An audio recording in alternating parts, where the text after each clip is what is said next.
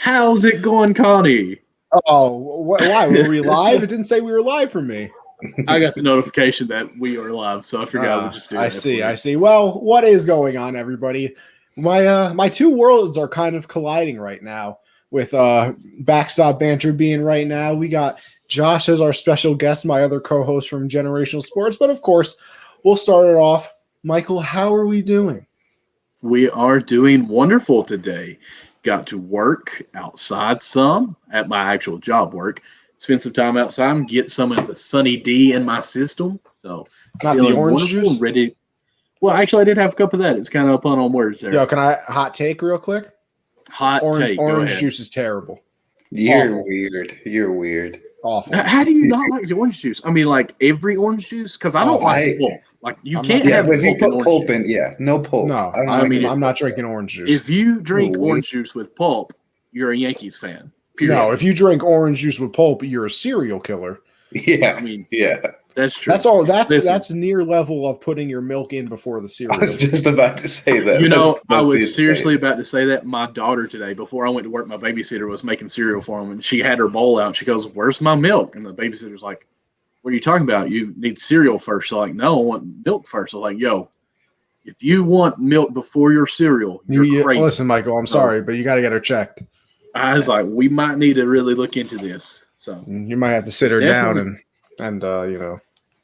But she had cereal first. All right, good. Josh, how are you, brother?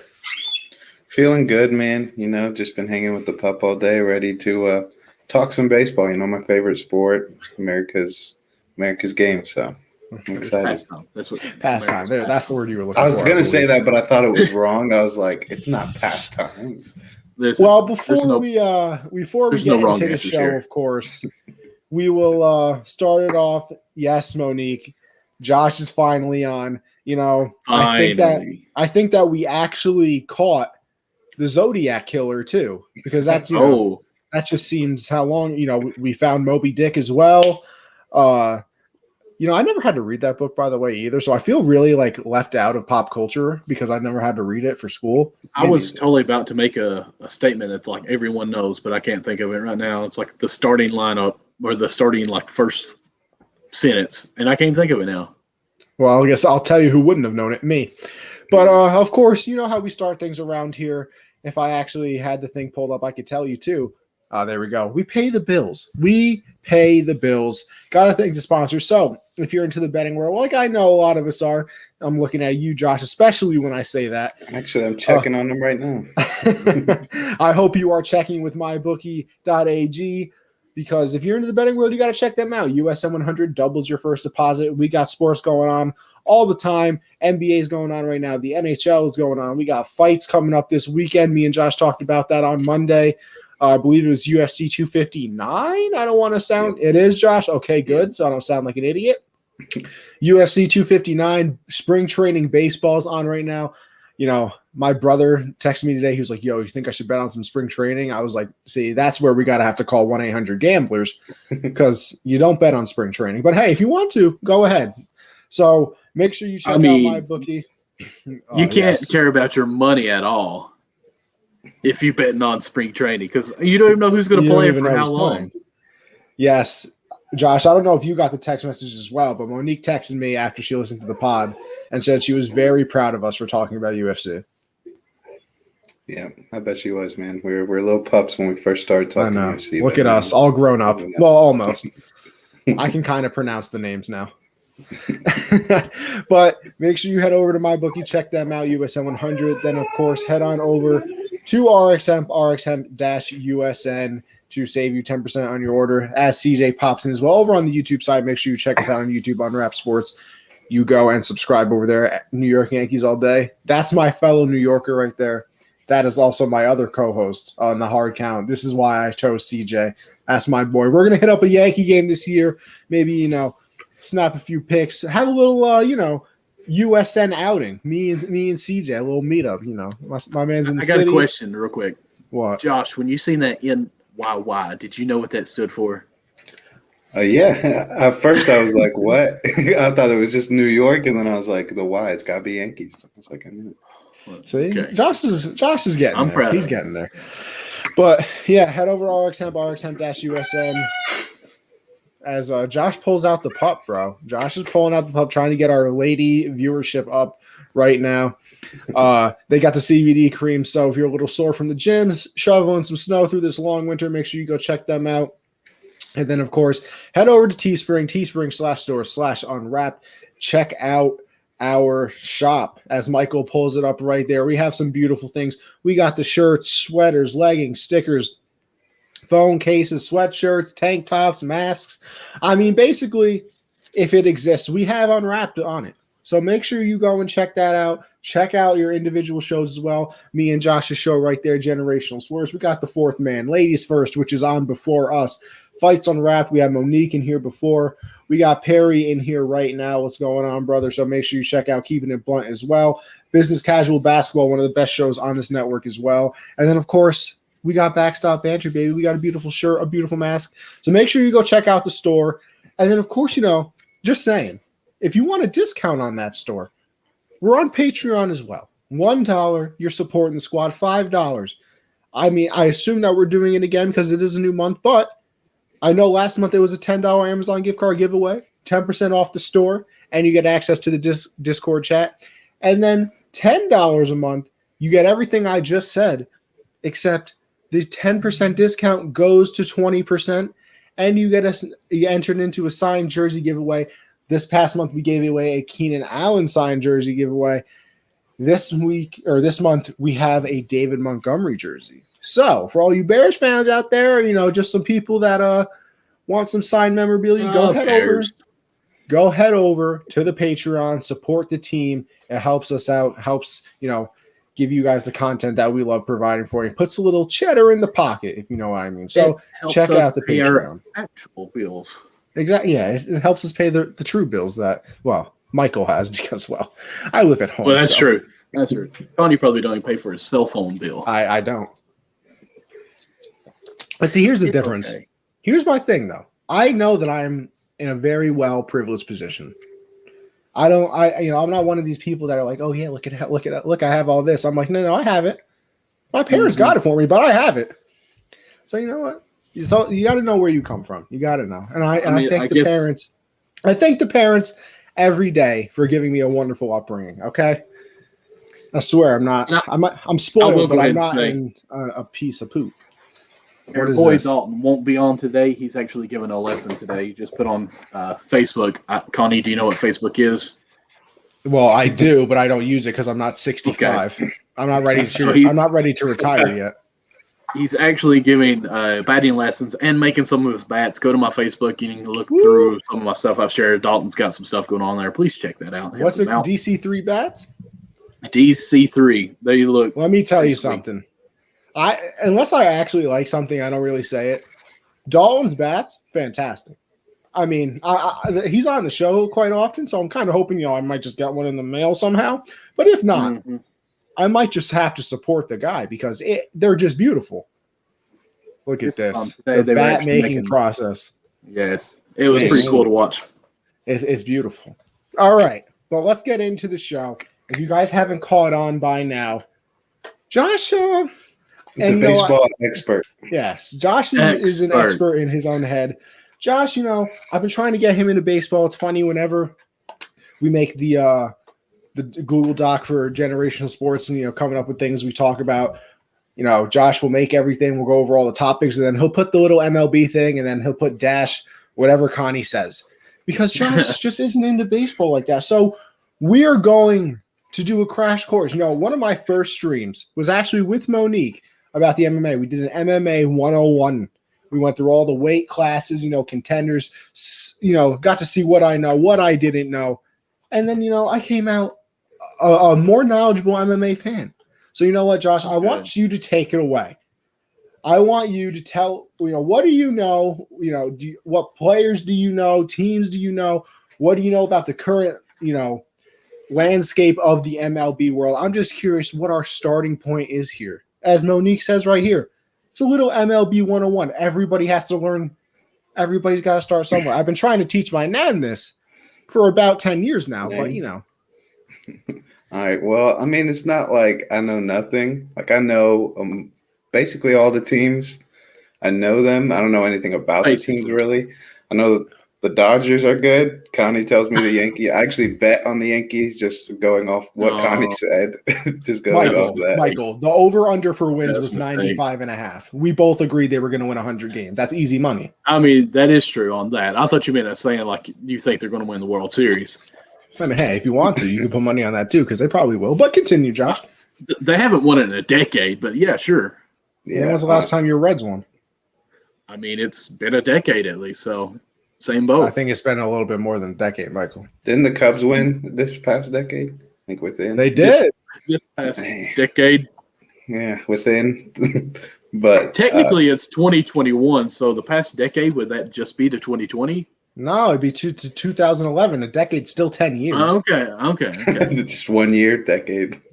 I mean, this decade is 20s, but I mean, if you want to be technical, I'm just getting technical. We won it in 1990, so I mean, let's go on. So I wasn't even a thought yet. Yeah, I mean, you're still a thought, but keep going. All right. Well, on Generational Sports, Connie offered me $1 to name 5 Cubs players. I think I got 4. I think you got 3 because one of them wasn't on the team anymore. Oh, goodness. Yeah. So I mean, my knowledge of players and basically the terminology and what's like important. Like my first question, actually, what does backstop mean in your guys' name? I know what banter means, but I have no idea. I've never known what backstop means. Okay. That's a fair question. That is a fair, that honestly is a fair question. It makes me giggle a little bit because I've been around baseball my whole life. So like it's it really is like this is honestly fun to me. Like I'm not even trying to, Josh always says, I'm not coming on the show because you guys are gonna make fun of me. Like this stuff, it really is fun to me. Like I love teaching people about like the other stuff because like you just said, like what's a backstop? Like that to me is second nature.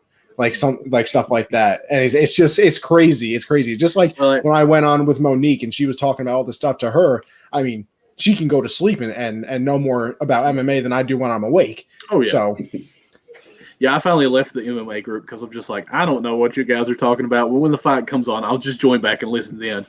But, I mean, the backstop, think of it as you're a kid playing and you have a kid catcher. Probably 90% of the time they're going to miss the ball as the catcher from the pitcher, correct? Sure. That is correct. Yes. I mean, it would be a pretty boring game if there wasn't a backstop where the ball would have to stop at, right? Okay, yeah. So now you with me, ain't you? The backstop is basically it's back there where you see the umpires, fans that are sitting at these MLB games and hollering and stuff and mocking them. It's just it's where the cage is. It's the backstop. I mean, how do you explain that really? Listen, we're always open for the baseball questions. Yes. As long as Reds they're are good. the best. As long as they're good. So Josh, do you know what I'm saying when I say the backstop now? Yeah, so it's basically like, all right, so it's just like if a pitch goes wild, they just stop the ball. It's like just that, the little padded area behind the catcher and like the mesh fence and stuff. That's what the backstop is. All right, that makes sense. I got it. It does. See? And we're waiting on this question, Dart. Come on. You're one step closer to being, a professional. Now this is so close. This is MLB 102 now. What's your next question? All right. I've been thinking about this a lot. Like, good. So batting order, like how do you decide? Like, because obviously you have your really good hitters and you have your really bad ones. So how do you decide? Like, you don't put all your good ones first, obviously, because then do they have to wait a certain amount of at bats to hit again? Like, how does that? Oh yeah, work? I got this one, Michael. Okay, this really is 101. All right, good. I like it. I got this one. Ready? All right. So if you want to go with like your stereotypical batting order, you do it this way. You go 1. Now I know why you named it the rookie. Got it. Okay. Yeah, literally, like the infant, like just found out this is a sport. See, all right. So if you want to go stereotypical lineup, you go the first hitter is supposed to be your contact kind of speed guy. In Michael, and if at any point you think I'm wrong, feel free. I have seen Moneyball, by the way. I have seen Moneyball. Very well, good. that's a great starting point because that movie is fantastic. Let me. That's what when you said like your fast guy can hit. I was like, get on base, just like Jonah Hill exactly. Your leadoff hitter. He's a leadoff hitter for a reason. You want to start the inning off right or start off the game right. get on base and cause some trouble on the base pass. So, your contact hitter probably should be a good hitter, maybe some speed. Second, to me, is kind of in anybody's space almost. You still want them to be one of your better players, obviously.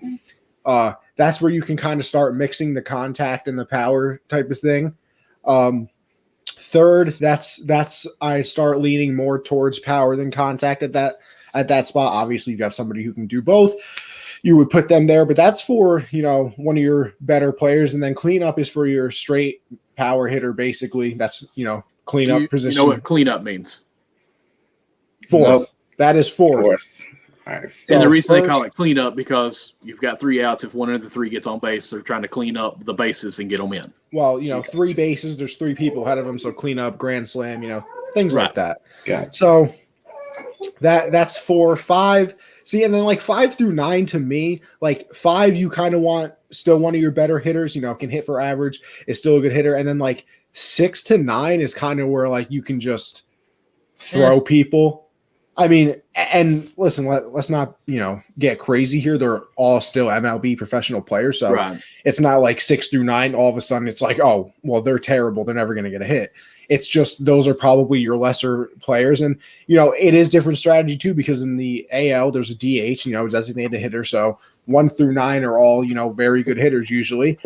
And then in the NL, the pitcher hits. And the pitcher is just not a good hitter because they garbage, hit once every 5 days when they start and never pick up a bat in between or before. Are there good pitchers that are good at hitting? Are there any? See here, are they pitchers that are good at hitting? No, are there any pitchers currently that are really good?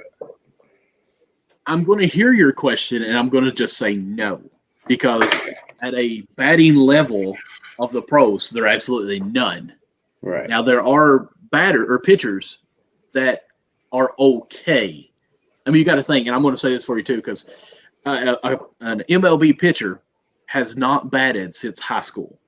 If you think about it, if they go to college, they don't bat. If they play any in the minor leagues, they don't bat.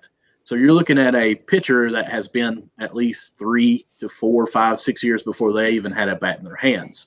So to think that they could actually take 5 years off and be a good hitter, that's absolutely not going to happen. Now, my Cincinnati Reds, we've got Michael Lorenzen that I love absolutely so much.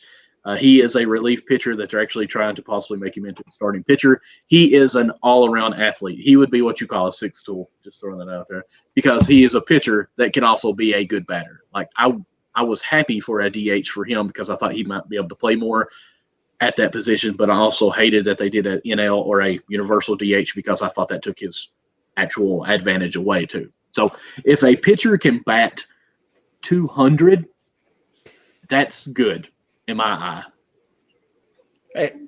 200, I would give him the MVP. If they can bat, I mean, if they can bat 150, good. If they can bat 150, I would be happy. And just to put that into perspective, like a good hitter, you want to bat in like the upper 280s. So like if a pitcher bats like 150, you'd be like, oh my gosh, they can actually kind of hit. So it's just short, like Michael said, short answer, no.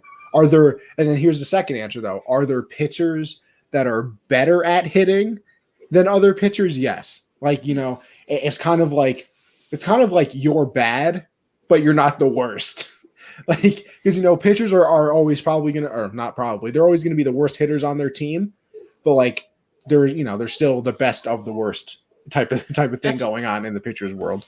That's probably why in baseball the most aggravating thing is watch a pitcher walk a pitcher.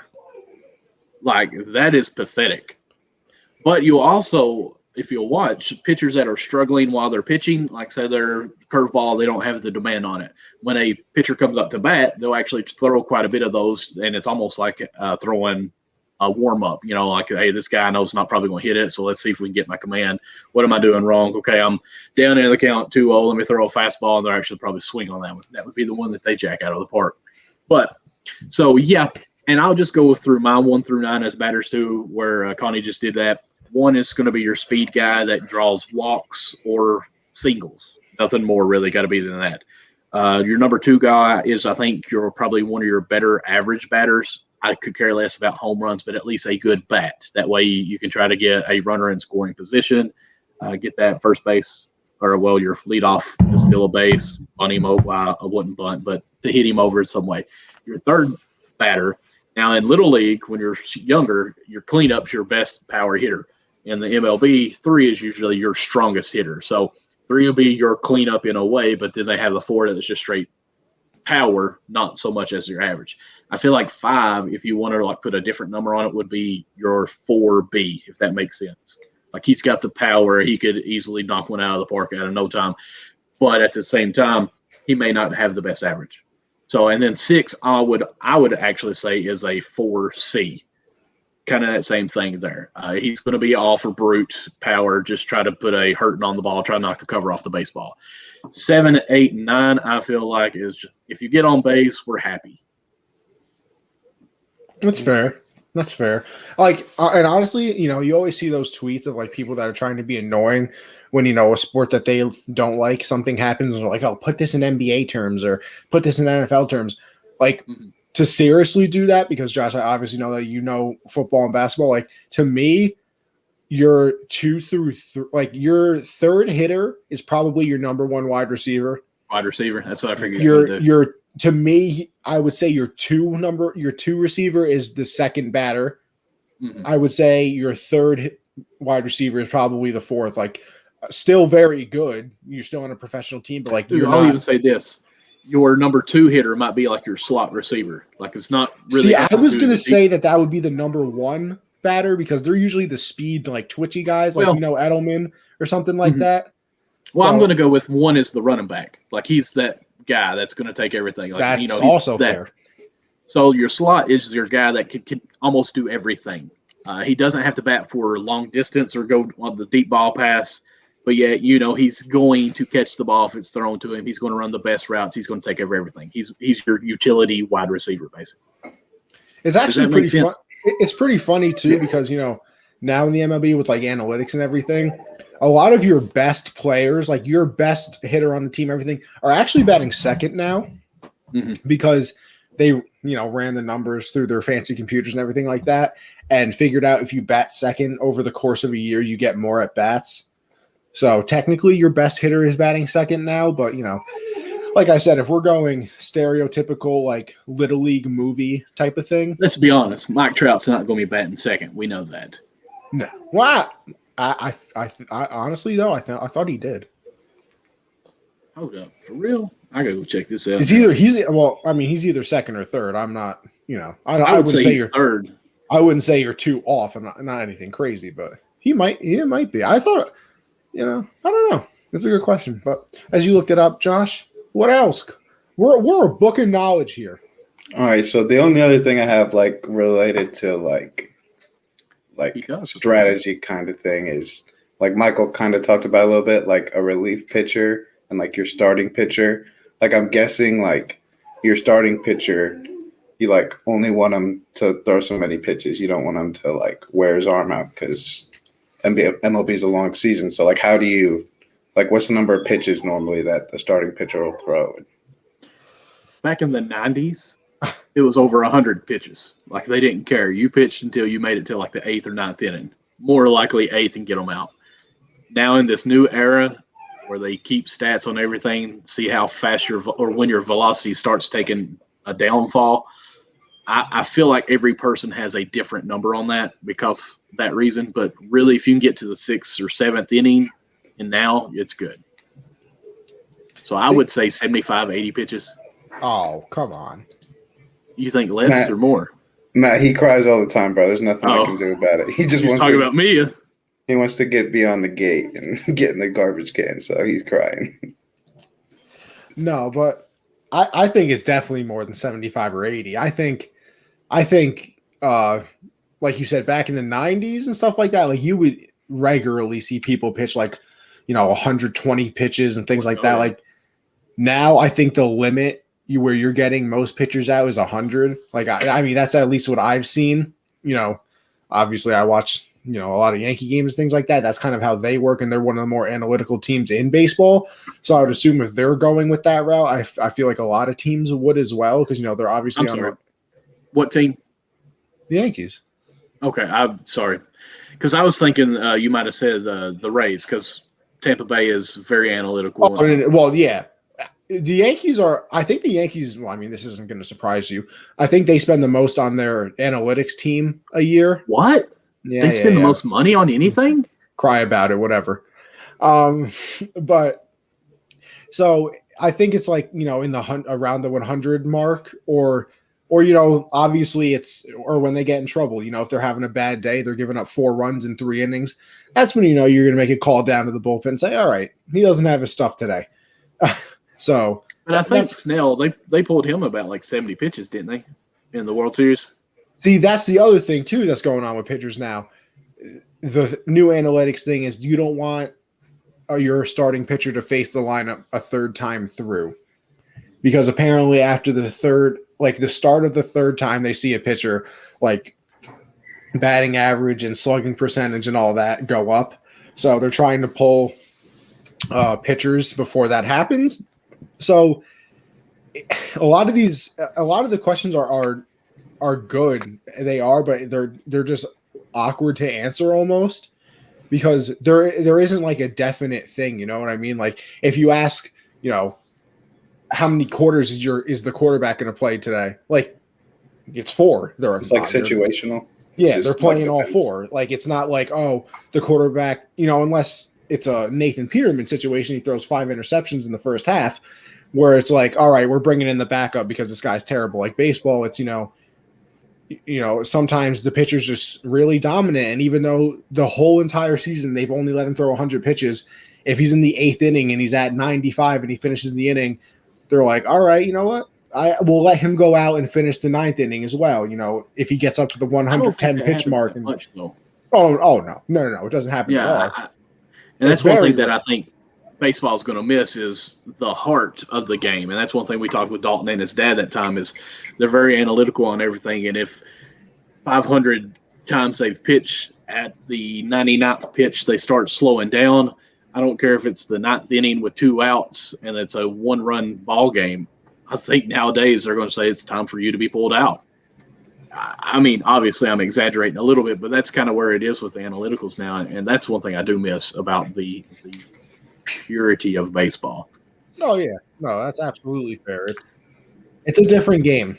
It's definitely a different game. Even when I started watching it, and obviously that wasn't that long ago, but I remember, 08, 09, things weren't as analytical now. Like I remember when the shift first started where, the Rays were putting people in the outfield. I was like, what? I was like, this is never going to happen. And I was like, what are you guys doing? And now you see it 50 times a game. So it's Josh, do you know what the shift is? Nope. No clue. Okay.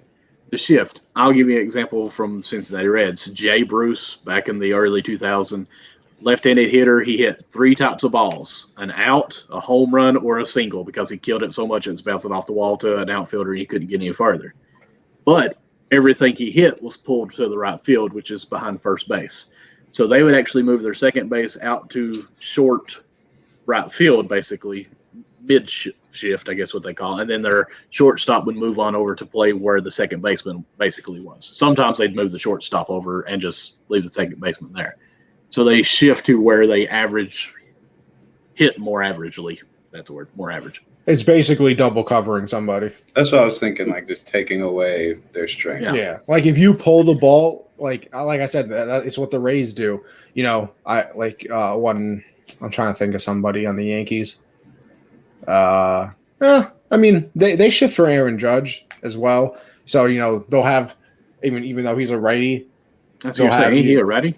Yeah, but they still shift for him. They usually play like 3 people on the shortstop to third base side of the field, and then they leave 1 person over on the right side of the field just in case he decides to hit it that way. So it's the football and basketball equivalent of double covering somebody. What's crazy is I watched the game and it was the greatest thing ever. Brandon Phillips, one of my favorite Reds ever, stole second when the shift was on for Jay Bruce.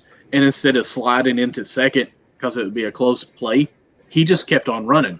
As soon as he hit second, he turned on over because third base was playing where shortstop would be at. So he knew he had the jump. He could outrun the third baseman to the bag. So he basically took a run and start from first all the way to third on a stolen base because there was no coverage on the shit. So there's different things it gives up. It's just people I don't think have taken too many tries at it to know the statistics on if it works or not. Like I don't know why right-handed or left-handed batters don't just bunt and get on base. Because that's what they want you to do.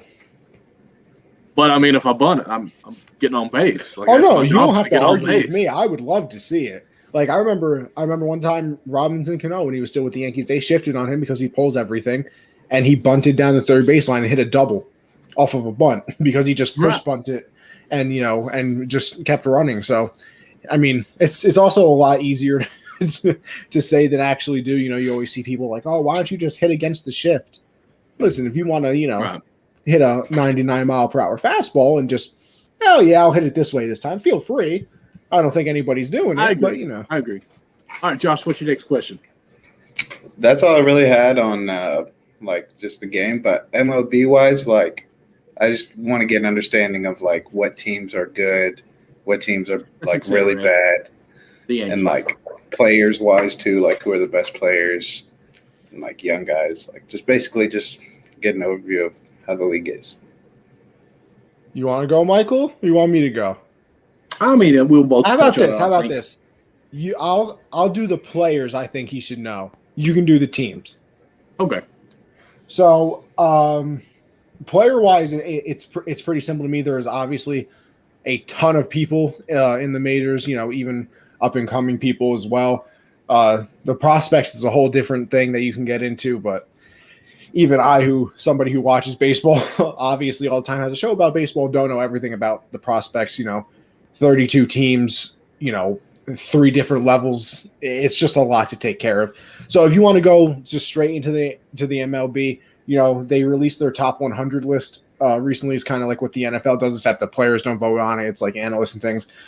Number 1 is easily Mike Trout. The dude hasn't finished below the top 5 in MVP voting in 8 years in a row. So he's unbelievable. He's Mahomes. He's, the gold standard. He's on the Angels. The Angels. So that is, the little brother of the Dodgers. That's the Lakers Clippers type of situation. They're both in LA, but if you're asking somebody, it's Dodgers up here all the way. And then it's like, oh yeah, I guess the Angels kind of playing here too. So he is on the Angels. He's unbelievable. He's the definition of a 5-tool player, like we were talking about before we came on. 5 tools is, obviously you can hit for average, hit for power. You can steal bases. You have a good arm. You can field. Listen, I thought Michael was wrong about something earlier on. He was right.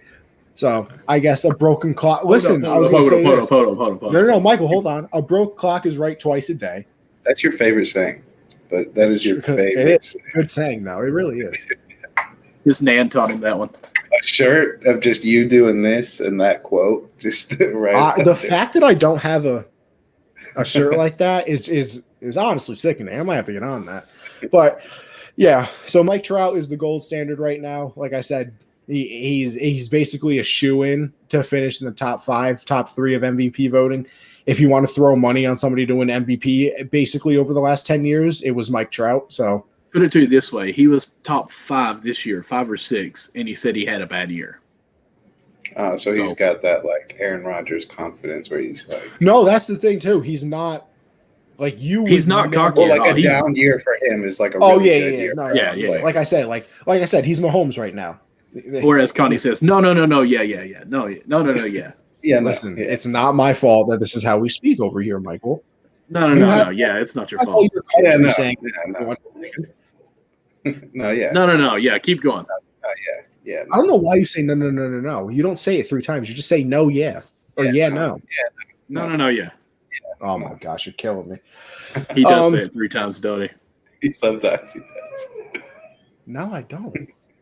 No. Yeah, you do. Oh my god.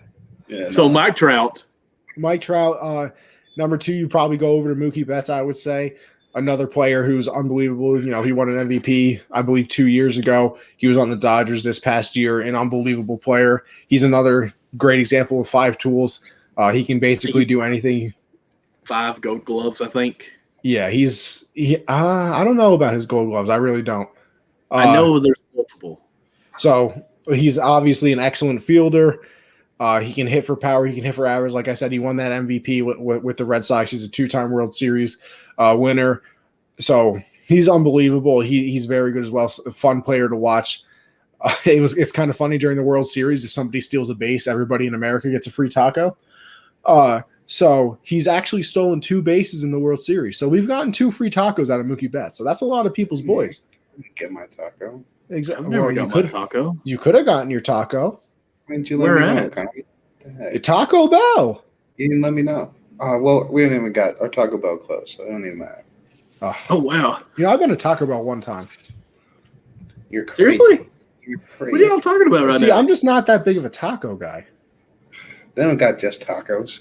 They Yeah. got so many You options know, that's there. true because I am a big fan of quesadillas. I just fan. had Taco Bell today. I'd much prefer like just a nice burger. Like All of you our ever- good restaurants. You guys got do that. Five Guys around you? No. Nope. Oh, bro, best burger, like fast food burger place ever. Have you ever heard of Rax? No, I've heard of them, but not the one you're talking about. Like Alex's Rex or No. Yeah. Yeah. No, it's RAX. It's Rax. It's a restaurant. There is only one in Kentucky, and it's in my county. Is it good? It's good. It is good. All right. Well, Curly fries. Keep going. See, So I we wish. got Mookie. That's the thing. No. Because one more thing. I'm so sad. There's like no places around me that have curly fries, and curly fries are fantastic. Who doesn't like a I good think they're curly fry? overrated. Oh, you're disgusting. You're I'd unbelievable. rather have Rax. You All don't right. like orange juice. Well, I'm normal. All right, a serious question though. Gosh, before we get back we into need the new players, co-hosts. what's your waffle fries? How do we feel? love them. Oh, they're the best. Oh, a number one, undisputed. Well, I think they're undisputed number one. I don't have them I would often agree. enough. Chick-fil-A is not close to me, so I'm used to curly fries. So I put curly fries one, waffle You know, I fries won't two. argue with you. I'll accept. I had the them more, curly I'm fry sure they'd answer. be I'll, you know, it's fine though. I accept the curly fry answer. Okay. How about this then? What about tater tots? Ooh. I'm not. You know what? I think those are the ones that are overrated. Overrated? See, I'll They're go good. like I would take a regular fry over a tater tot. Nah, I mean- I'd probably take tater tots over regular fries. Well, depending Especially- on where from. That's a I big mean- factor. It's got to be from Sonic. I mean, that's for sure. Yeah. I've been to But the Sonic like one fries- time too as well. Yeah, I've only been to Sonic a couple times. You need to get in the real world. Get out of New York, man. Listen, why am I going to go there when I can go 15 minutes to Nan's house and have a nice fresh meal? That's true. That is true. I'm winning, okay? Okay, Let's so get we're- back to the got players, Mookie. though. We'll get back to the players. So Mike Trout, Mookie Betts, Cody Ballinger's another one, just sticking with the Dodgers. He's young. I think he's only like 25 or 6 right now, maybe. So he's still a young gun. Already has an MVP under his belt as well. Like I said, another 5-tool player. Basically, all the guys that I'll talk about are probably 5-tool players, obviously, because they're probably some of the best in the league. Fun to watch as well. Big power hitter. I think he had over 40 home runs his MVP season. So he's absolutely unbelievable to watch as well. I'll go, into the New York teams because there's some fun players there. Francisco Lindor just got traded to the Mets. Probably one of the more exciting players in baseball as well. Has a smile that lights up the room. That's always kind of, the thing that they say about him. Just brings a lot of energy to a sport that we've obviously constantly talked about. Doesn't have, the upbeat energy like some of the other things does. But, he brings the swagger. He hits a home run. He'll, celebrate a little bit. He makes a good play in the field. He'll celebrate, talking to teammates and things like that. So he's fun to watch. You can stick with the Mets. Oh gosh, I'm gonna mess up his. Well, actually, I'll stick with the Mets and just say a pitcher because I haven't talked about one yet. Jacob DeGrom. Oh, Jeff McNeil is who I was going with. Jeff McNeil is, I believe he won the batting title last year, so he's unbelievable. The batting titles, whoever has the highest average in that said league that year. So he was unbelievable. But, just going to a pitcher, because I think New York has probably the best two. Jacob deGrom, he's, kind of the Mike Trout of pitchers, in my opinion. If he didn't have like one bad game this year, he would have won his third Cy Young in a row, that's basically, offense. That's like offensive player of the year in football type things. So he's unbelievable, obviously. Garrett Cole, he's another one. Both of these guys are strikeout machines. They make people look dumb, realistically. And then, you can go back to the power hitters with Aaron Judge, won the home run derby a couple of years ago, or a few years ago, actually. Top 25. Yeah. Okay. But yeah, he's fun to watch as well. Crazy power. I remember I was watching the game. They played I want to say they were playing. Actually, I don't know who they were playing. I thought it was the Mariners. I do remember he had a home run when they were playing the Mariners. That was crazy too. But hit a home run in Yankee Stadium and went like 495 feet. That doesn't happen. Like that's not a thing. So that crazy power there. And then you can get into the young people, which, I think are the exciting ones with Fernando Tatis. Obviously, we talked a lot about him. He just got his big contract. Like I said, probably one of the more exciting players. He has a lot of swagger, shows off, the bat flips, does this and that. He's just fun to watch. He really is. And then you can go over to the Nationals as well with Juan Soto. I love how Michael just shakes his head when the pup comes on. Dude, I feel you, Michael. This dude is nonstop crying. It's Bug. What's his name? Book? Little Bug. Bug, like DeMarcus Cousins' nickname. Bug. Gotcha, Buggy. Bug. So, because he got green eyes, look like boogers. Not bad. I don't think I've ever seen a dog with green eyes. I just seen your sensitive side so much right then. What? Your sensitive side, just like poof. This is my son. But yeah, so Fernando Tatis, Juan Soto, all really good players. Like I said, there's a ton of good players in baseball because there are so many. You didn't even get into Nolan Arenado, who I think is the best third baseman in baseball. You can just go down the list of players. There's a lot. We could go over the top 100 list, but that'll obviously take too much time. But Michael, why don't you let them know the teams? Goodness, Josh, I will not be that long on the teams. Okay, just so you know, I'll just get straight to it. Did I not do a great job describing them? You did. I now have an understanding why they're the best. Yes. It's great. Top teams, and I was just writing them down while I was bored with him talking about the players. Just number one team we know is the Dodgers, defending World Series champions. Probably going to repeat. Dodgers, who is talking about Tatis and just the teams they have down there, some of the people they picked up through free agency and some of the trades they made. The Padres, I won't say these are 1 and 2, but I really like the Braves, the season that they had last year. I think they're a dark horse for this year, and also the Mets as well. And that's the NL teams. Those are the top 4 in my eyes. The Yankees, of course, in the AL. I have to say. And then I even like the White Sox really good this year. I think they're going to be a team that opens see here. What am I trying to say? I'm going to surprise some teams. I think they're going to be the number 2 team in the AL. The Twins probably are a better team, but they are a choke artist. Like they finish every year top, but they haven't won a playoff game in, I want to say, 5 years. No, it's more than that. Is it more than that? They're on a 19-game streak in the playoffs. Okay, so yes, they're that bad.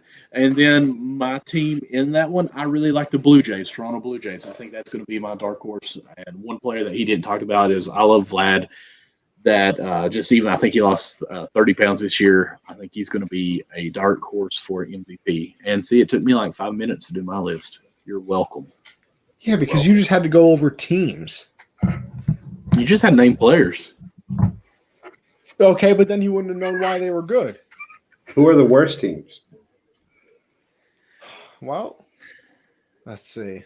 The Orioles. The Orioles. They're terrible. They're going to be bad. They're probably going to lose, 90-something games. You look at the Pirates. They traded away basically everybody because they're kind of, rebuilding and things like Rockies. They might lose 100 games. The Rockies traded away Nolan Arenado. Do we need to say the actual places these teams are, or do you know where they are? I know where they are. Okay, you don't, do you? Baltimore Orioles. Okay. I know where they are. Okay. Colorado Rockies. Even the Mariners are going to be pretty bad this year, I think. Seattle Mariners. Yeah, the Mariners will probably be bad. I mean, the Marlins were bad, but I think they might be solid this year. They have a lot of young players. I think they're going to surprise people again this year. Yeah, really I think that. I don't think they'll be too bad, but yeah, I'll say this too. The MLB is kind of top heavy. It's really like the Yankees, Dodgers, Padres. The teams that Michael said. Like they're really up there. Like they're super good. Like that part is competitive. And then like the minute you get past like those teams, it's kind of like, wow. Everybody else is like really bad. So where are the Cubs at? Where are my Cubs at? They're like middle of the pack, or do they suck? Okay.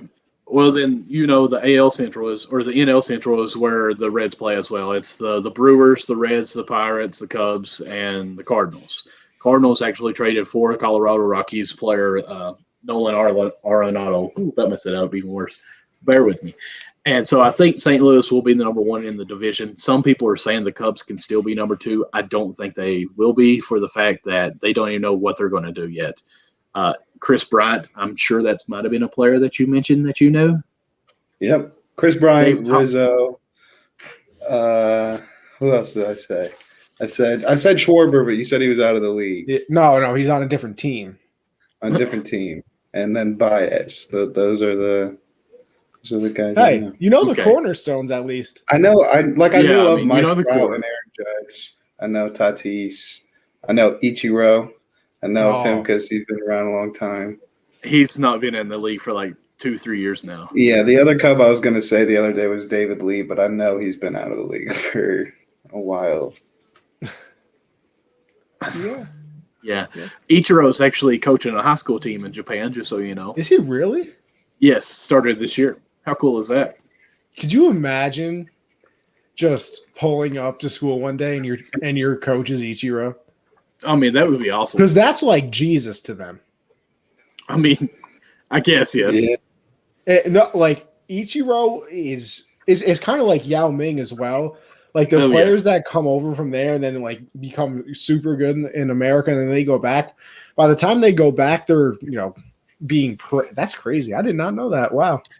Josh, I'm going to ask you this because Connie didn't know. In Japan, do you know that their last name is said first and their first name is last? I bet on Chinese basketball, so I'm well aware of. Okay. Yeah, Josh is weird. He bets on Chinese basketball like it's just every other right now. So like it's an every other day activity. You need to bet on Australian basketball, so you bet for Corey. I bet on a lot of different things, but usually they're all at 2 or 3 a.m. So. Oh, okay. All right. I mean, I'm gonna say I just already won Josh money for saying the Yankees over on wins. You better, man. 95.5. I put my life savings on it. Listen, I would sell this house right now. I would sell my parents' house. My life savings on it. I would sell my parents' house and put money on that. That's how confident I am. Wow, that's better hit then. Yeah, that's Michael, a little what's too your much guaranteed MLB bet? Because that's like a lock for me. I'll take yours too, Michael. Whatever your guaranteed bet is. What's your lock? Like, what is absolute is going to happen? Not like you think with like Soto and Vlad Guerrero and all that. Like, what's your? It's happening. I mean, that's like a hard take or a Rolodex, if you will. I mean, goodness, I'd have to like look and see some bets to be like, okay, that's the one I want to say I'm going to put everything down on. But if you just want me to make like a big statement, I'll take a look. Hold on, I'm gonna take a look. I'm gonna take a look right now too because I want to see. Let's go to. Let's the one I'm thinking of. Let me. You know what? You know what? This is perfect to do though.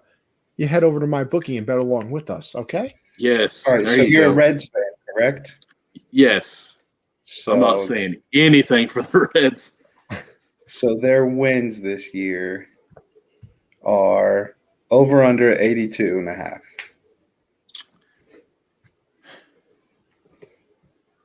I would say that would probably be under, Ooh, really? if I'm going to be honest. Well, I mean, to me, that's the more safer bet. I can see, I mean, be honest with you, I can actually see the Reds having a good year this year.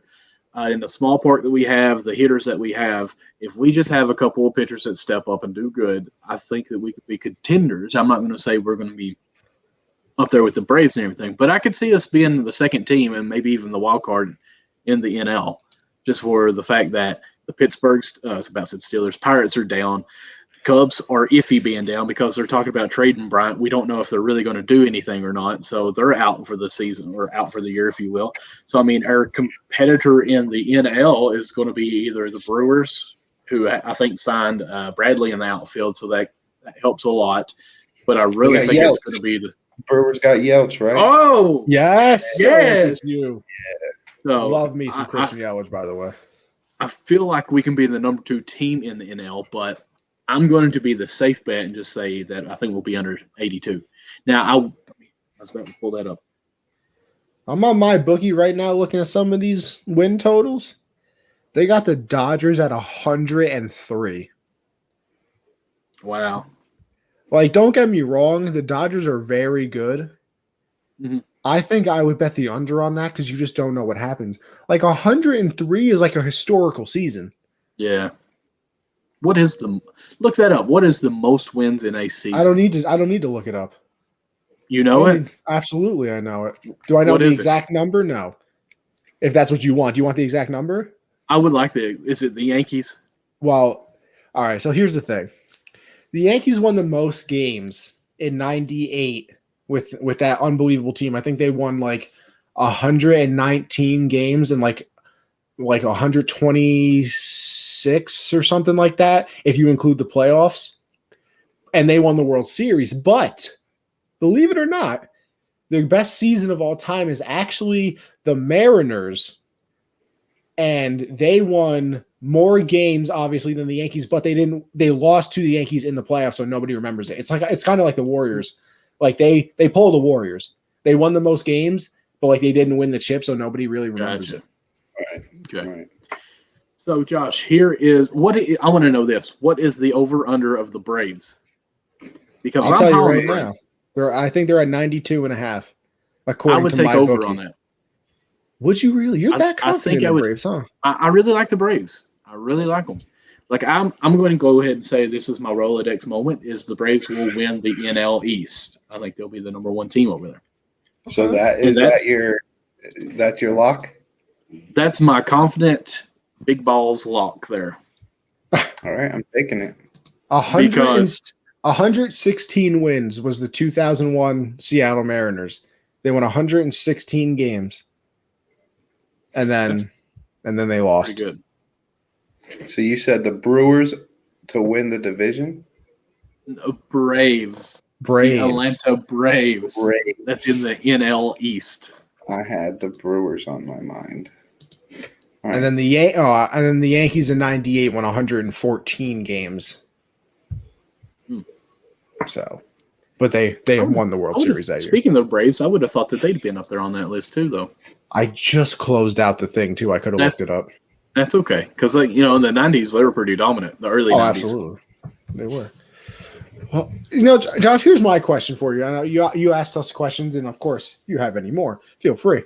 But why did you never get into baseball? Because that's always the thing that me and Michael kind of get into. Of we're into it. You're not going to lose us, but like. Is it the fact that, is it complicated in that sort of terms, or is it just, is it boring? Is it, it's like, what do you think? And, and if you can answer this too, like, what do you think they could do to make it more interesting? Because, our big, plan always is to say that, miking up the players is a simple fix.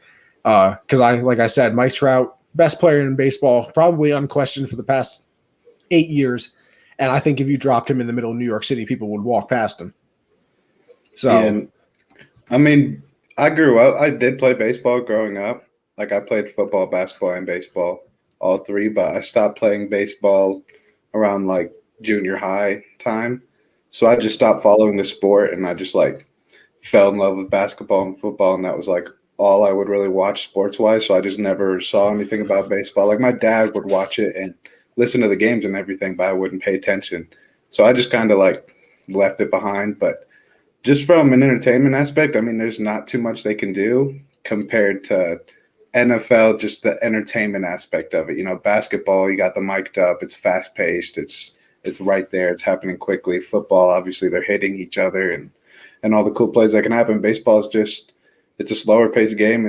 I just don't think it's for everybody, you know, especially if you don't grow up with it. Do you think? I think it's just flat out. I think it's boring. I mean, if you really think about it, in the day that we are, if you have like 10 seconds of free time, you're going to look at your phone. Like, you know, it's that right there. You're going to be doing something. In a baseball, you know, by the time you throw the pitch and the pitch comes back from the catcher, he walks around the mound, gets up, looks down the plate, gets his sign, and now he's going to deliver. That's probably, I want to say, doesn't the Yankees and Red Sox, didn't they actually have to speed up a game because they took so long during that time? Like it averaged a minute, 30 seconds, I want to say. I mean, I know that they're trying to put like a pitch clock in, almost like a play clock in the NFL where you have like 25 seconds to throw the ball. So, you know, they're trying to do things to speed up pace of play. I just don't see, that's my thing. Like, I don't even think it's the boring aspect, and I'm biased though, because like I said, I've grown up around baseball. I played it. I watched my brothers play it. But you and me, we're watching it and we're actually getting into it. Like, okay, no, that's what I'm saying. And that's the thing too. You're not losing me and you. Right. Like baseball can basically do whatever it's want as long as it's still baseball at the end of the day. I'm gonna sit my dumb self on the couch and watch it every game. Thank you. Good job. Yeah, I try. Josh, do you know what a hitter's count is? A hitter's count? Yes, and don't Google it real quick. Nah, I'm not gonna Google. I have no clue. Okay, see, to me, those are those little small things that if you don't know, it is boring. Because, I mean, you're just watching someone pitch either 4 balls or 3 strikes until he pitches to someone else. A hitter's count is, say the pitcher comes up and throws 2 balls, and the count is 2 balls, 0 strikes. Oh, you mean like I know that, like are you talking like if you get 4 balls, you get 3 strikes? Like, No. Yeah. That makes it more entertaining to watch. That's just the pitch count, basically. But a batter's count, what they call on that, is a 2-0 count. 2 balls, 0 strikes, because the pitcher has to make this next pitch a strike or something hittable, close to being a strike. Because if he gets behind in the count 3-0, you know, he has to throw a strike. Like, more likely the batter's not even going to swing. So a 2-0 count is your batter is already thinking, okay, this is probably going to be a fastball close to the middle plate as possible. I'm going to be ready to swing. Like, I'm probably 90% swinging at this next pitch. I think there's 3 hitters counts in baseball. I think it's 2-0, 3-0, and 3-1. 2-1 or 3-1. Yeah, I think 3-1 too. And then you can flip, because like Michael said, 2-0, you're definitely trying to get that strike, so you're probably going to try to throw one. Obviously, you're trying to throw a strike every pitch, but it doesn't happen. 3-0. Well, yeah, that is true.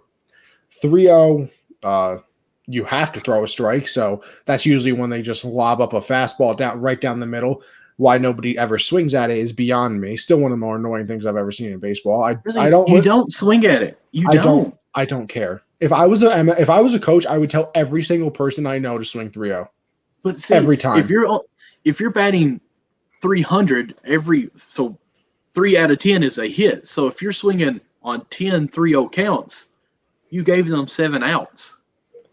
Okay, but what's your batting average? But that's also different. What's your batting average on a 3-0 count? Because 99.9% of the time, it's a fastball down the middle. It's basically like having the Astros advantage. You know what pitches come. I agree. But let's get back to the Josh level.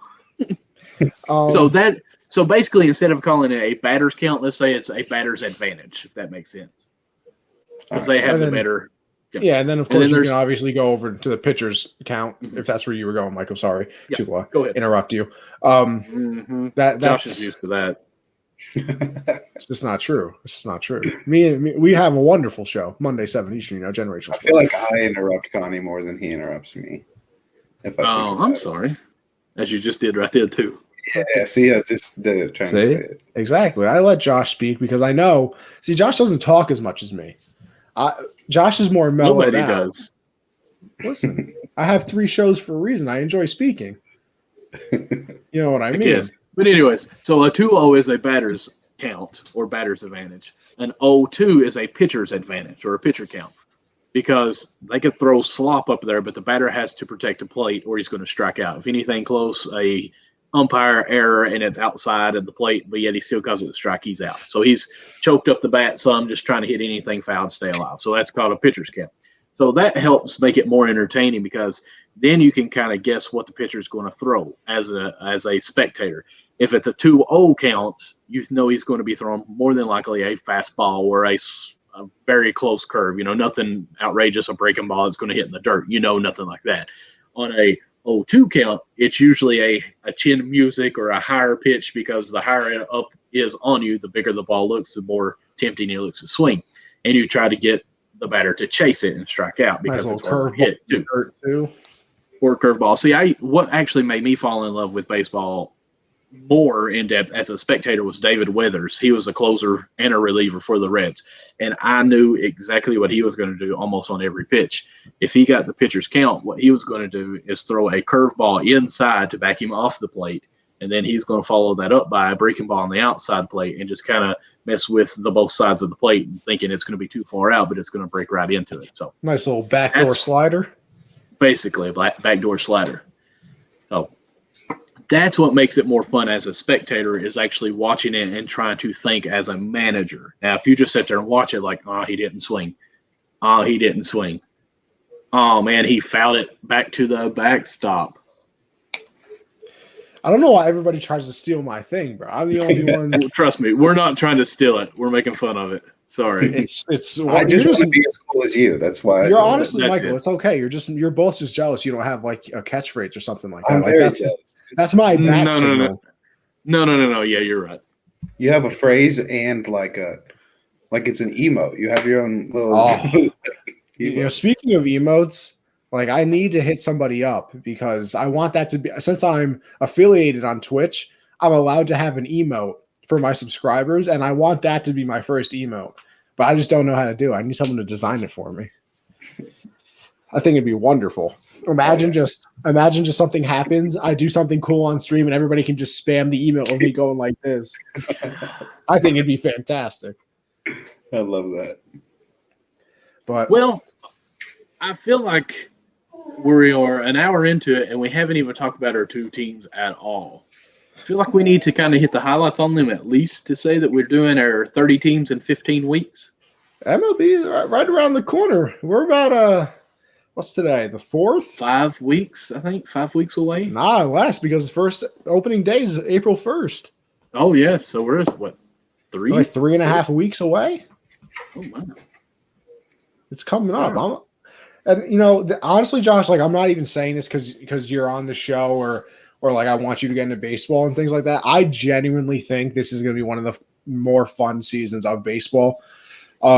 Just because there's so many storylines going into it. Obviously, we have a lot of the up and coming young players, like I mentioned before, with Tatis and Soto, and then you have the teams that are already there, like the Dodgers, Yankees. But you have a team like the Padres, who, you know, basically went all out. They pulled the Rams from a couple years ago when they traded for everybody.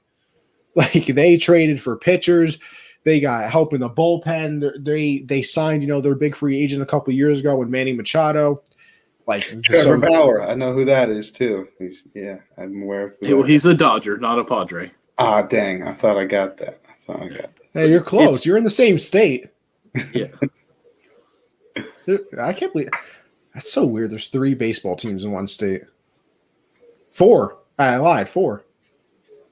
Right? San Francisco. Yeah. 5 then. Wait, 5.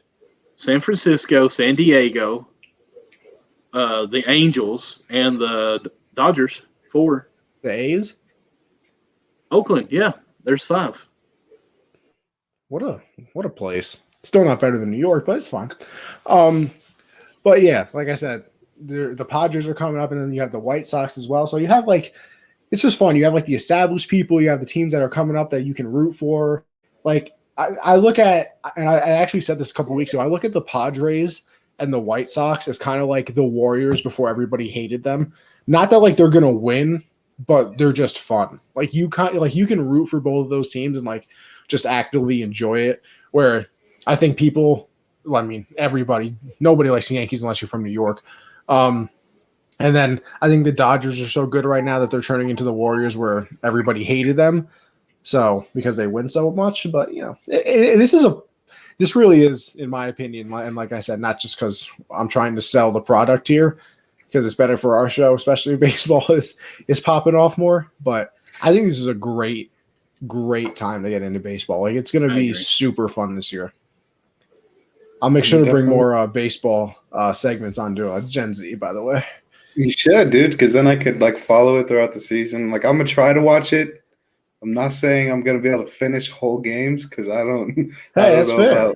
I'll like try to watch it, but definitely fair. We could talk about it on Gen Z more too. So I'm at least following the storylines.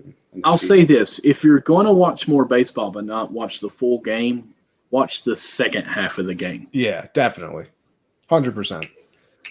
Because that's when more entertaining things would happen.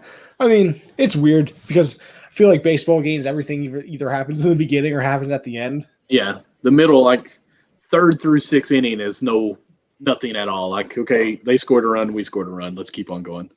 It's such a. It is such a back and forth game, but poor Boogie's getting fussed at right now. I know, unbelievable. He just pooped and he's trying to eat it. That's alive right there. I'm telling you. That's a dog for you. Well, let's get into baseball. What's so happening? Some good news that's going on is Luke Era. They June 20. I'm about to say 22nd, but June 2nd. So that's great to have in baseball now. Yes, I think it's long overdue. Honestly, obviously everybody knows I was about to say I have a dream. Wow. Listen, it's been a long day. I took 2 quizzes today. I had another class, had a doctor's appointment. Like, it's been a long day, okay? But the luckiest man speech by Lou Gehrig, obviously when he was diagnosed with ALS, kind of known as Lou Gehrig's disease as well, made that speech. It's actually kind of funny. I remember like 11th grade, that was actually one of the questions on my English exam. Ago? What? It's like, what, 4 years ago?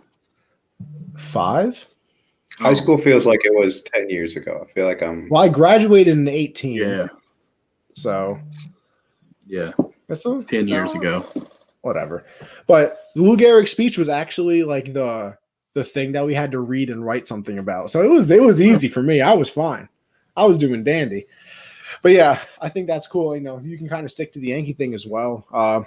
Obviously, Aaron Boone, in the prayers right now, had a pacemaker implanted in him yesterday, I believe it was. Yep. He's actually already out of the hospital. He said that he was going to be, back with the team in like 2 days. So, oh wow, it's still a scary thing, but for him, I guess it's not because I believe at the age of like 29 or something like that, he had heart surgery. And actually, I was watching the Michael Kay show. Who's the Yankee announcer, has a radio show here in New York. If you haven't checked out the interview me and Josh did with Don LaGreca, one of the co-hosts of that show, make sure you go check that out. But he was saying on the show that Boone had open heart surgery. I think it was when he was 29 or something like that. So like something with like his valve in his heart or something like that. And it was like a serious, really serious surgery. And he actually wrote letters to all his kids, his best friends, and his wife, and gave it to his best friend. And, was like, if I don't make it, make sure you give this to everybody. And, thankfully he did make it. So, a little pacemaker is nothing for Aaron Boone. I guess he was, a little tired. He was lightheaded, shortness of breath type of thing. So it was something he had always kept an eye on, obviously, because he already had that surgery. And I think he had like a family, I don't know if it was a family history or something like that. So he had kept his eye on it, got the pacemaker in. He'll be back with the team. But till then, I know the Yankees bench coach will be taking over for them the next couple of days. He actually had an interview where today they, because, you interview him after the games and everything like that. And he was like, yeah, I talked to him. The first thing he asked me was how the team did. And I was like, no. How did you do? So, obviously Boone's all right, but continued thoughts for that one. And then, Michael, I guess if we want to get into the teams real quick. Sure. Well, I say we just go ahead and start with the Pirates. Sound good? I mean, that's fine with me. If you want to start it off. I mean, sure. Go ahead and talk about some of the trades. I know you mentioned that earlier. Some of the people that they let go. Well, I say let go, but traded away or not signed. Yeah, Josh Bell got traded, obviously, this offseason, first baseman. I can't remember what team he got traded to. I know we talked about it when it did happen. It's just lost in my head right now. They also traded their pitcher, James. I want to say his maybe last it was name. The Phillies. Maybe it was the Phillies. You know what? Actually, I think it's the Nationals. I think he got traded to the Nationals. I know. I'm pretty sure it was when we was doing the NL East. I think it was the Nationals. I'll go with that. Sure. I want to I'm going to look it up while I'm saying this, but pretty sure. Let's look it up. Okay. Josh said it was the Nationals. Josh Bell. It was the Nationals. No. I knew it. Josh connection, man. I know what happens with the Joshes. Facts. So he got traded to the Nationals. Obviously, one of their probably the best player on their team. So he's out of there now. James Talion. That's his last name is Taillon, but it's said weird, and I should know how to say it because he got traded to the Yankees. So they traded him away as well. He was coming off, I believe, 2 Tommy John surgeries, so he hadn't pitched in like a year. So we're going to see how that goes. Hopefully, on the Yankee side of things, it goes very, very well because we need some pitching. Right. But let's be real here. The Pirates are going to be awful. Like, they are going to be absolutely terrible. Like, they legitimately could be one of the worst teams. Like, I think they lose over 100 games. I really do. And that's hard to do in baseball. Like, you accidentally win 60 games a year. I mean, they're definitely going to be bad. I don't think they'll lose 100 games. But, even just if you go on their page right now, all you see is all prospect stuff talking about their spring training. Like, one thing I've seen, I want to say, is Tyler Anderson made his debut. They were talking about that. And he actually looked good in his debut. He had, I think he's the only pitcher that actually pitched 2 innings, and he had 32 strikes out of his 44 pitches, something like that. So that sounds nice. I want to say Cruz was his name. I did write a couple notes for myself here. He's a prospect shortstop that they have. I want to say he's like the 64th overall prospect in the MLB, and they're actually going to try to play him some during spring training at outfield as well. So center field, I believe he is. So it feels like it's going to be a season. There's a Hayes guy out there. I want to say he's their top prospect that is 6 of 11 and had a triple, and he's only 24 years old. So it's really everything they talk about, their headlining is their prospects. I want to say he's the number 9 MLB prospect as well. So, yeah, it's definitely when you see the spring season talking about prospects so much like this, it's going to be prospects coming up playing a lot and just trying to see what they can do with those. Last year, their pitchers, basically their starting pitchers, their ERA was around 5 to 6 at my own math average. So, I mean, it's hard to win games when you're doing that right there. A 5 ERA. That's just. And that was just me looking at it. Like, it's going to be somewhere between 5 and 6. Like, I'm not even going to do my math on this. I'm just going to say 5 or 6. Because there was one that was like 3.9. And then there were guys that was like 8 and 9. Like, that's hard to do. Bad. Like, it's hard to be that bad. Yeah. So, like I said, they're going to be awful. I think it's obviously just, a rebuild and wait situation. They're kind of going through the 76ers, moment trust right the now. Process. Yeah, they're trying to trust that process. Hopefully they hit on some of their draft picks. You obviously hope that, with the people they've traded away, that some of the prospects you got back in return can obviously turn into some pretty good players as well. But, if you're a Pirates fan, I'm so sorry. To say. I also thoroughly love you if you're a Pirates fan because you've given me Garrett Cole and Talion, so I appreciate you. Big fan. Pittsburgh has to be the best city in any major league sport. I'm just going to throw that out there. Yeah, let me tell you something. Their stadium, beautiful.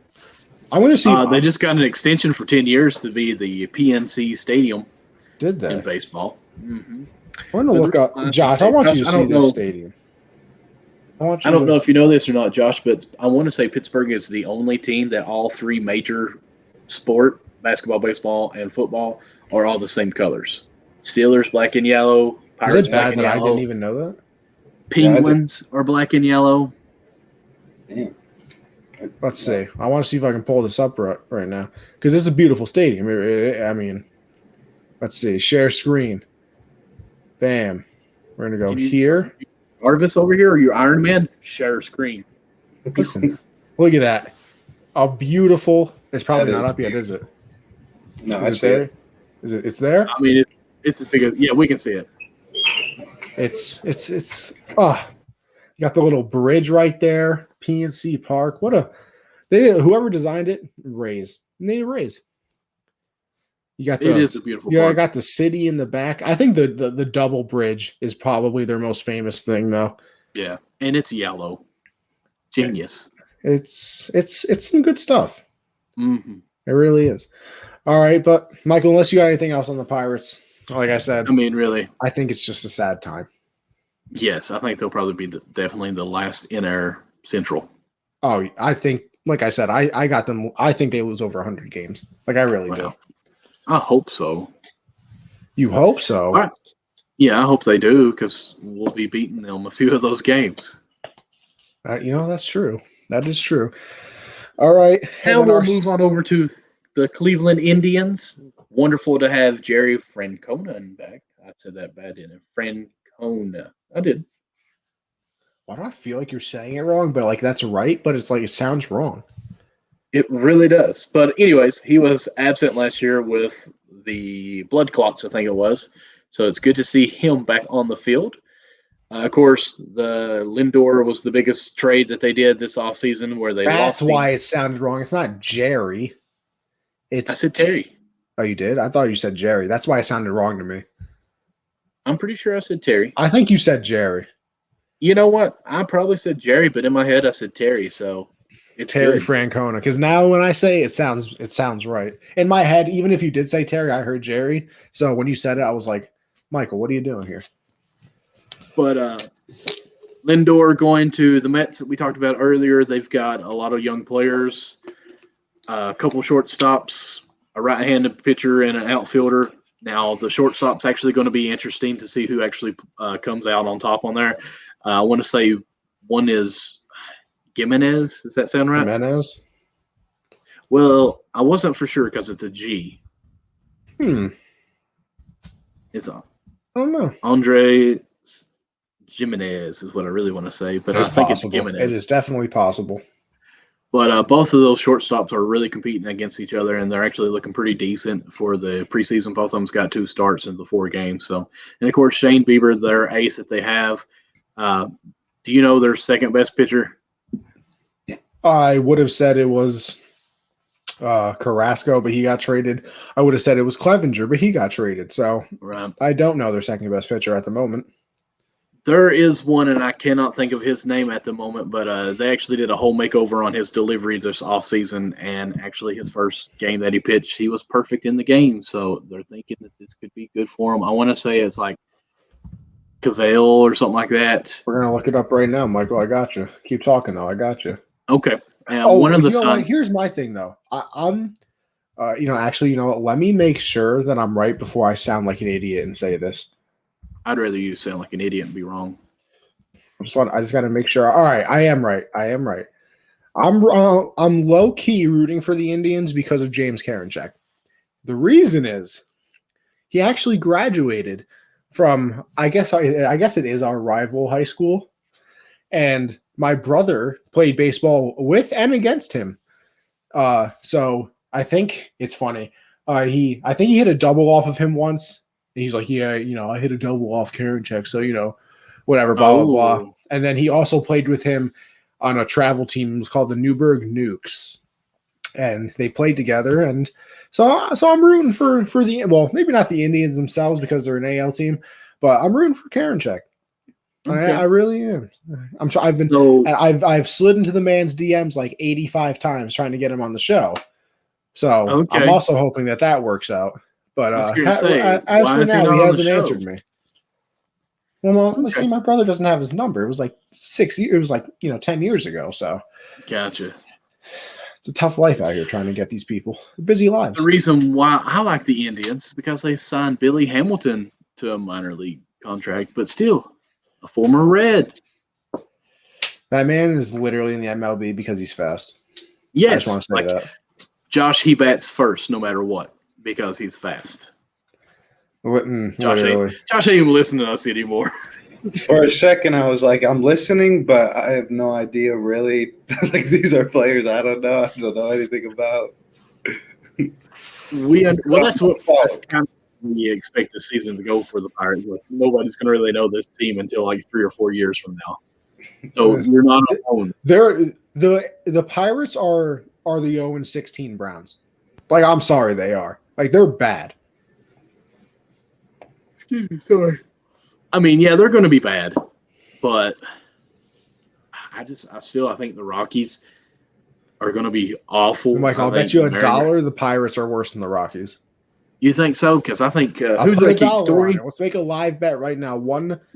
$1. Okay, I can do that. Okay.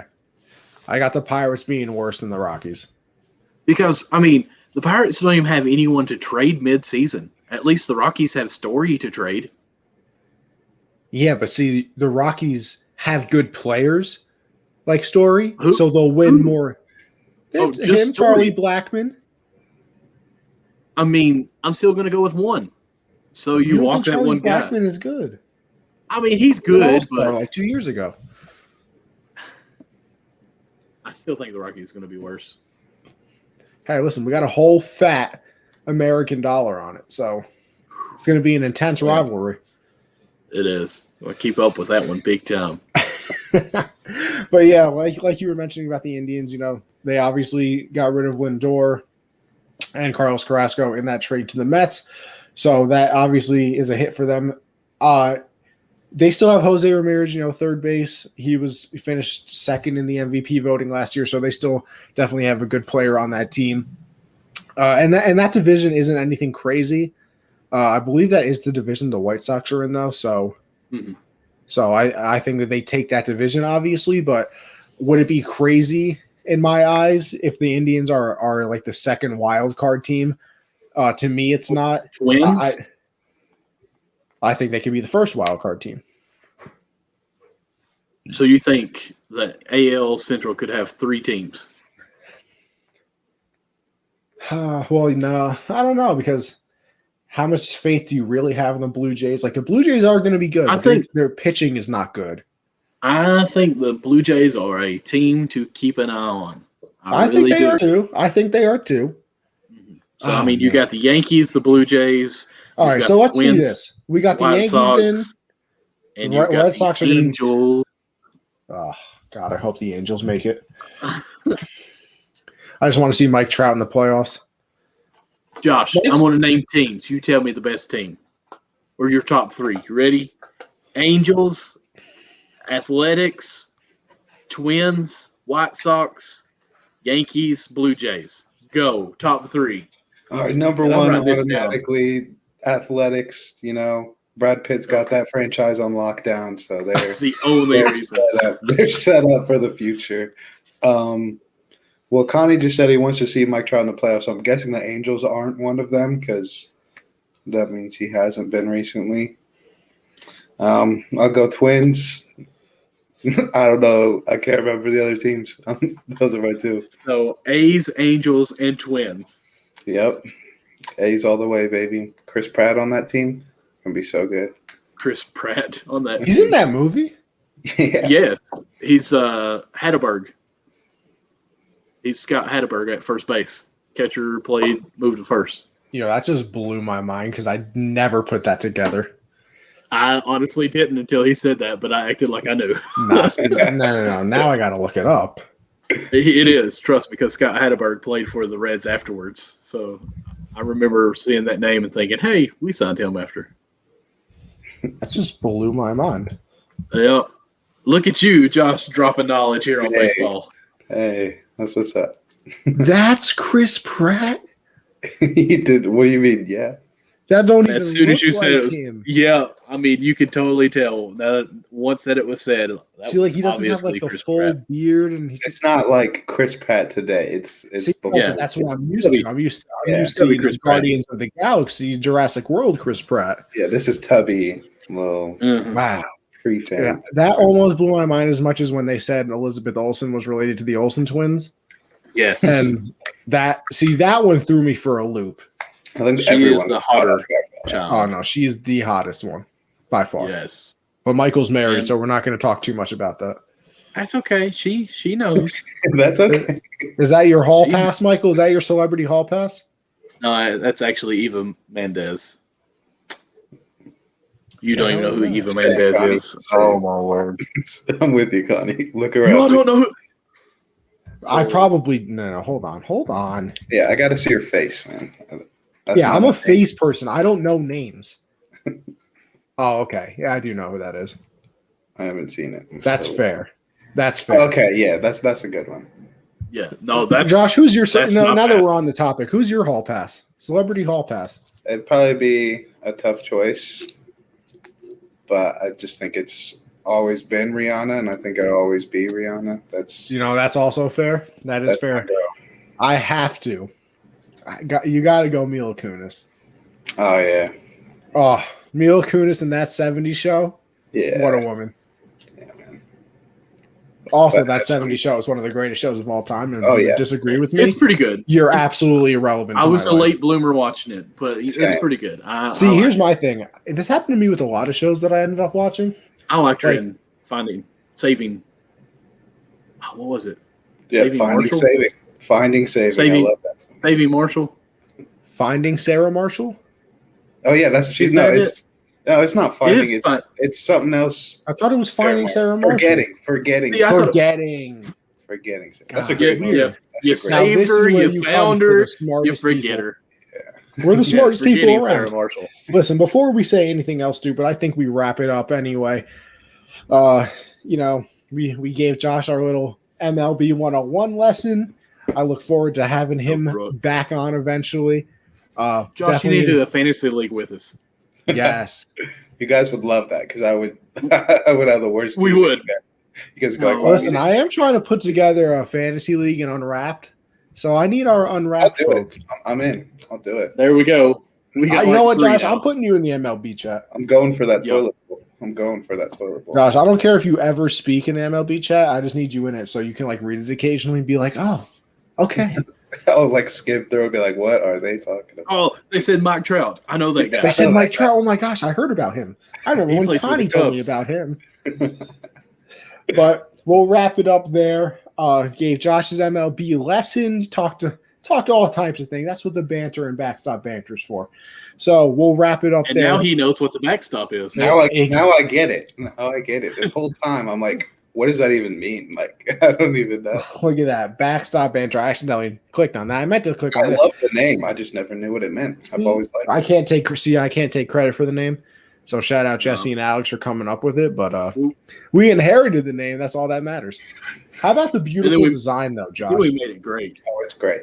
That's a How about the beautiful bat design? I would show the people, but that would take us off the screens, and well, I can't do that. So, but we'll pay the bills one more time before we head on out of here. So, if you're into the betting world, like we talked about a little bit today, maybe you want to go bet some over/unders on win totals for the MLB season. Head over to mybookie.ag. Use code US700 to double your first deposit up to $1,000. Baseball, basketball. Isn't there college football going on right now for some reason? There is. So there's you can bet on whenever you want. So head on over to MyBookie, then take your winnings, like I always say. Go over to RxHemp-USM. Saves you 10% on your order. If you're sore from the gym, sore from shoveling some snow or something of that nature, you'll feel brand new when you wake up in the morning with some RX Hemp. Just rub a little cream, brand new. Brand new. It's like when you get hurt when you're a kid and your mom kisses it, makes it all better. Yep. Yep. You're right, Cody. Well, Michael's giving me a look like I'm crazy. I'm not wrong here. Well, we're comparing rubbing cream onto pain. I don't like the comparison either. Not Listen, a big you fan. guys. It's I not mean- my. Listen, I'm wearing You this. remember Wait, There's some you better remember 5 minutes ago when you said, let's hop off of the air before we say something more stupid? Listen. I'm Too wearing late. this cross right now. I think you guys all need Jesus if you're thinking some weird things right now. You freaks. No. I have him right No, here. I was not being a pervert at all. A pervert. A pervert. I think it's pervert. Well, I know that. I was just being stupid. I can just never tell the difference with you, you know? Ooh. I mean, that is true. When it comes to names. No, he's right. When it comes to names. Back, Michael, don't let him talk to you like that. Get him No, he's fine. Because when it comes to these MLB names, not me. Michael just says DJ and then looks at me to say the next part of the name. He doesn't know the rest either, though. So it's DJ LeMahieu. LeMahieu. Josh said it better. He sure did. LeMahieu. I ain't said it in so long. I added another syllable. So no, trust me, got it. Anyway, so I was not being a pervert. I thought it was just weird that you said you just put a little cream on it, rub it in, and it's like when your mom kisses you. Like it's just weird. What, you're telling me your mom never kissed a boo boo? There's very few sentences where cream and mom are in there together. You know, there's not a lot of situations. Yeah, and when I do something, it makes me think of my mommy kissing. Listen, like I said, go to your local church and find Jesus. I mean, you reword that sentence, and it's some. But I didn't reword it, you freaks. Whatever, we're moving on. Because I'm not being perverted. It just sounded like the craziest sentence you've ever come up with. You said it, and I stand by it. And I stand by it. You know, when you take a hammer and you hit your finger and it hurts really bad, it's kind of like when your mother kisses you. Yeah. I never said when your mom kisses you. I said it's like when your mom kisses your injury, like a little cut. Yes. You never got a little scratch. You run up to your mom crying like a little baby. She kisses and makes it better. Yes. Exactly. That's what I'm built different. I'm built different. It just healed right away. Oh yeah, Josh. I don't feel pain. So Josh, sorry. Josh don't feel pain. Can't relate. Josh is just too good. You saw my dog sitting here biting my hand. Nothing. Didn't even feel. Mommy kissing my boo boo. Oh. Listen, I'm moving on. You guys can talk. You'll talk to yourselves. I'll mute both of you. But make sure you also head over, because then you'll be talking to yourself. Head over to Teespring, Teespring/store/Unwrapped. Check out the merch. We showed it off in the beginning. Unwrapped has everything you want. We got posters, sweatshirts, leggings, fanny packs, everything that you basically want in life. We have it. Make sure you check out the merch for the individual shows as well. Backstop Banter has our merch. Me and Josh got Gen Z, the hard count, ladies first, People's XFL, keeping it blunt. I could go on and on with the shows that we have, but make sure you just go and check it out. Support the brand, as Pat McAfee would say. Then head on over, finally, but certainly not least, to Patreon, Unwrapped Sports, and you can support the team. $1, you're just supporting us, letting us know you like what we're doing. $5, you get entered into an Amazon gift card giveaway.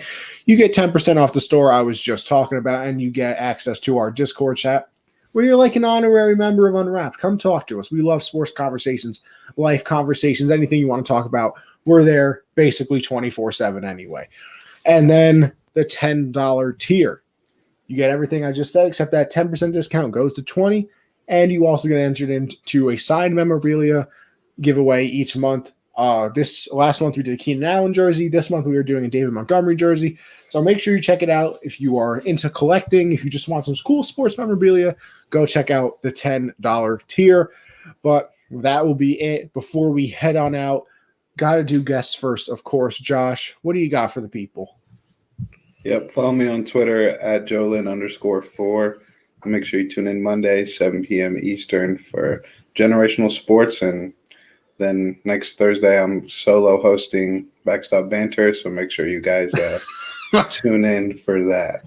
Special guest, MLB legend, Chris Pratt. Oh, interesting. Yeah. Love that for you. Nice. Michael? Okay. Just follow me on. Try following that up, yeah. Well, follow me on Twitter, Instagram, everything, MDLawson00. Go to, hang on. L. Drum roll, please. Sports Me. A new app there, Sports Me, MD Lawson 00 USN, Unwrap's taking over it. And it's basically a Twitter for the sports world. It's a lot of fun to be on there. You basically give a battle like, hey, I think that Josh is a better backstop host than Connie is. And then I would come on and say Michael is out of his mind. But follow me on all that stuff. Also, I think we are going to be doing a kind of a panel-like show for the All-Star Week on Saturday. Not baseball, sorry. This Saturday for the Count the Bucket show. I'm going to be co-hosting with it again on this Saturday as well. So go check us out. Me and Amber, the co-hosts on there, we actually made our drafts. The KD and LeBron James. I drafted as KD, my team. She drafted as LeBron. And we actually made a little small bet of our own on there. If I lose, and what we're going to do is the team that we drafted, we're going to keep up the whole scores for all 4 games and just tally up who had the most points wins. If I win, she has to wear a Kentucky Wildcat shirt for every stream that she does for a whole month. If she wins, I have to wear an Oklahoma shirt for every stream I do for a month. So. See, that's not fair, though, because Amber has like 85. I know. She's going to have to wash it like daily. I have one. I'm not even going to wash mine. That's just like 4 weeks for an hour, 4 days. I got that. As soon as I'm done, take it off right here and just lay it on my desk. There you go. Yes, sir. Right. Is that all? Make better bets. Also, just for future reference, we will be covering the Reds. Not this coming, but next week, is it?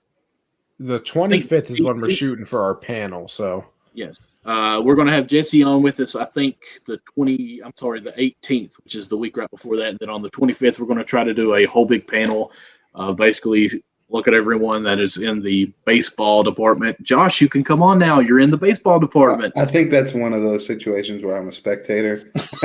No, I don't think my input belongs in a situation like that. That would be perfect, though, because when we're talking about it, you can be like, yeah, I totally face guy. Good point. Great point. Yes. And then you can always do I'm going to piggyback off of Michael here and say, yes, I agree. Mike Trout. Michael just took basically all my talking points. Like, I just really agree with that. I'll just say exactly what he said. I had everything written down, but he said it best. So, yes, we're just going with that.